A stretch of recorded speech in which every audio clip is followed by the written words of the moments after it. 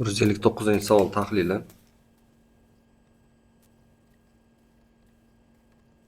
Natriy gidroksidi pirofosfat kislotalari X'ga kirishgan.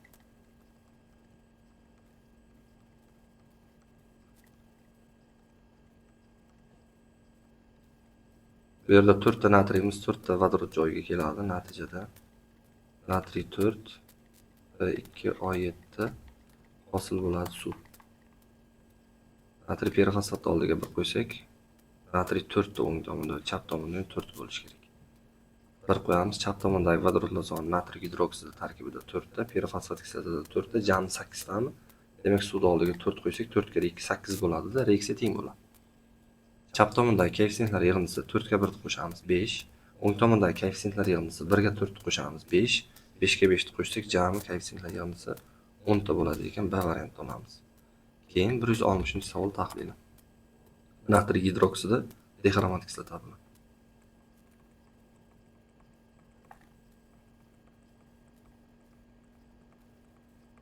Natijada natriy 2 xrom 2O7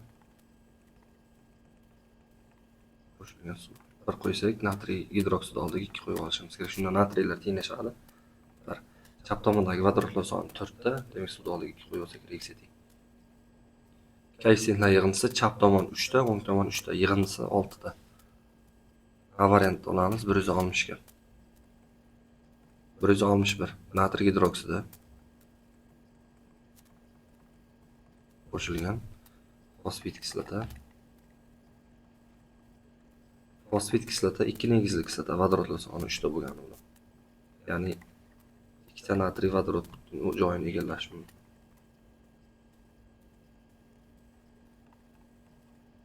Tenglashtirib olsak, natriy gidroksidi oldiga 2 qo'yib olamiz.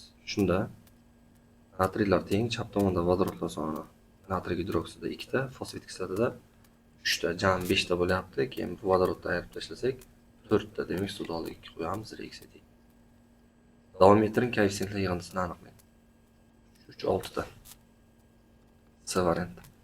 162 natriy gidroksidi bramid kislota bilan reaksiyaga kirishgan.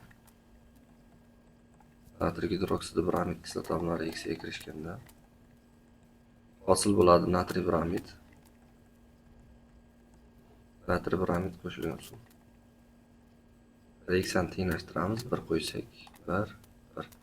Chap tomonda natriy gidroksidida bitta vodorod bor. Bramid kislotada bitta, yig'indisi 2 ta, demak suvni oldiga 1 qo'ysak, reaksiya teng bo'ladi. Koeffitsiyentlar yig'indisi 4. Ya'ni C variantini olamiz. Keyin 163-savolga o'tamiz. 163. Natriy gidroksidi xromat kislota. Natriy gidroksid qo'shilgan H2 xrom 6. Natriy 2 natriy xromat plus suv. 1 qo'ysak, yerga 2 qo'yamiz, natriylar teng. Chap tomonda umumiy vodorodlar soni natriy gidroksidida 2 ta, xromat kislotada 2 ta, jami 4 ta bo'lyapti. Demak, buni oldiga 2 qo'yib olamiz.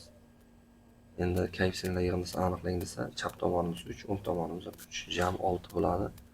C variantini olamiz.